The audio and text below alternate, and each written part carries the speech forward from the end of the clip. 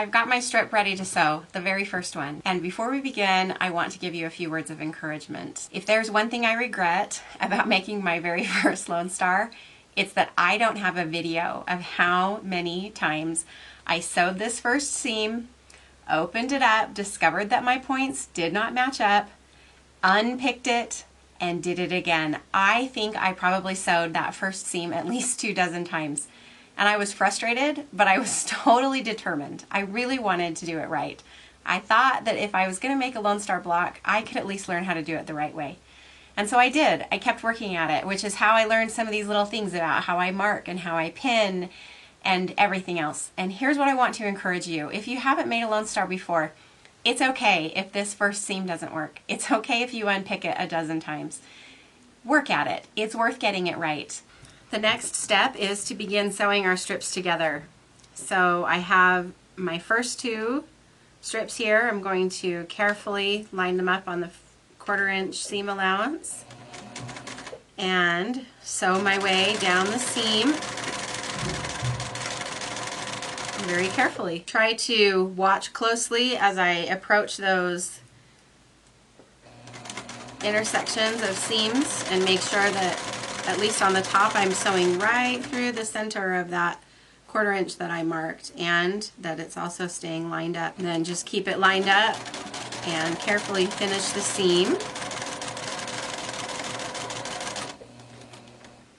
And then comes the moment of truth. We'll see how I did. We'll see how my seams line up.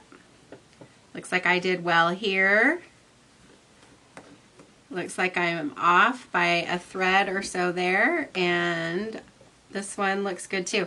Remember, we're going to press these open, and so some of them that look off might not be as off by the time we press them, and some might get worse. So once I've sewn my first 2 strips together, and they're working out fine, I'm going to continue and do all 8. So you're going to go and do this through all 8 sets of strip A and strip B.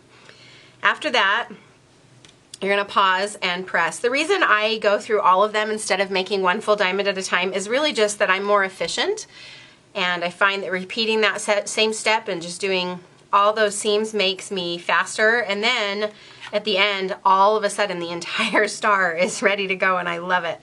So we're going to press, and we're going to again press very carefully. We're going to press open the seams. I'm going to do my same up and down. I'm not going to do any of this because I don't want to warp any fabrics. I've got a lot of bias going on here. Then I'm going to carefully open it, press up and down again.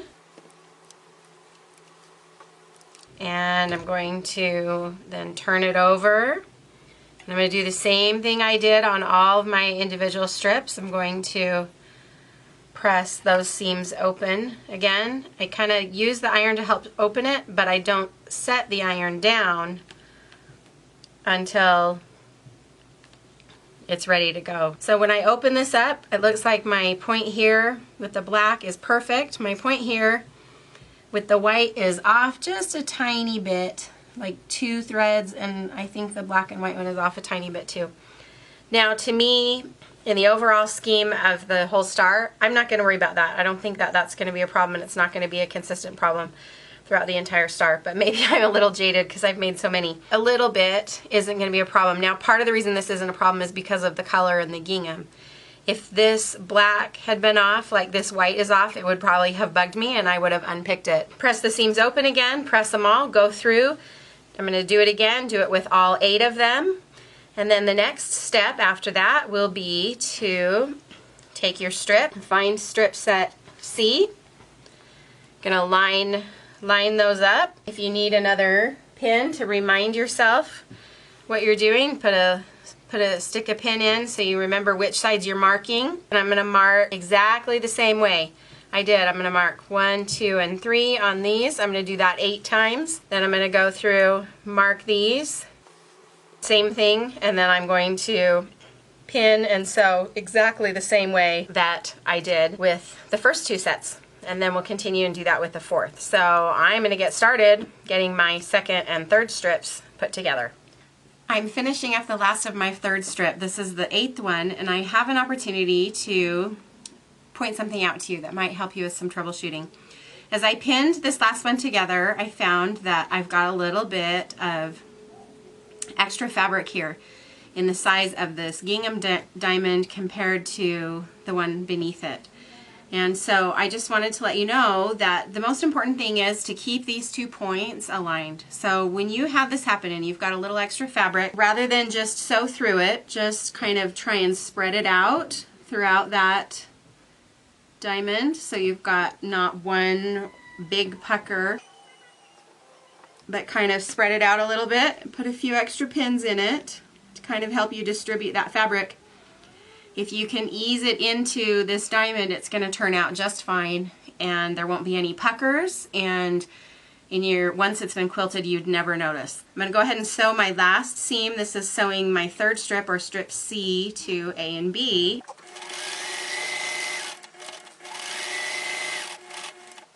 And I'm just going to carefully ease this fabric through here on this one, so I don't end up with any funny puckers.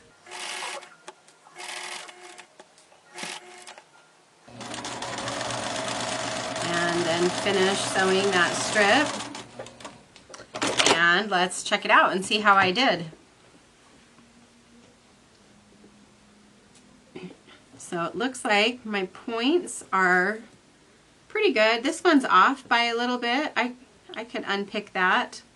So what I would do if I'm going to unpick it is everything's great right up until this point. So I'm going to start unpicking right about here and re-sew that just to try and line up that point a little bit more. There's just a little bit there. It's off by just a couple of threads. So I'm going to unpick probably and fix that. So don't be afraid to fuss with it a little bit, but you can see that we didn't end up with any funny puckers in here. If I wanted to leave it, I could. It's probably not too far off. But I just wanted you to see an easy way to handle that if you start feeling like you've got some extra give in the fabric here or there, which could just be because this fabric was cut a couple of threads wider, or because my seam allowance was slightly different, or maybe I didn't iron as perfectly as I should have. Whatever the reason, it's easy to accommodate and make it work in your star. All right, so I have my first 3 sets sewn together, and I just have 1 more. So the final step, just 8 more seams. We're so close. Again, is to mark. I've already marked mine along both sides.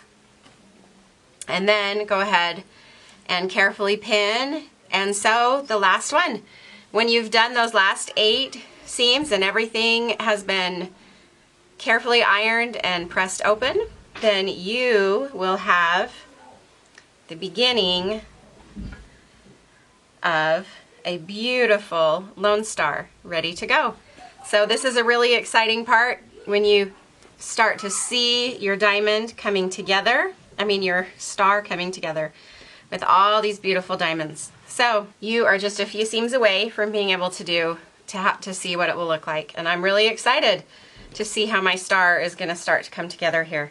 It's going to be beautiful. That's the end of week 2. We've got 8 gorgeous diamonds ready to go. Next week we'll meet back here and we will tackle sewing our diamonds together and also adding the background. We'll learn about Y seams. It's going to be a lot of fun and you're going to have a great experience. I look forward to seeing your progress. Please remember to hashtag Lone Star Tree Skirt and Hopeful Homemaker. And thanks for coming along on this fun journey. I hope you're enjoying yourself and we will see you next week.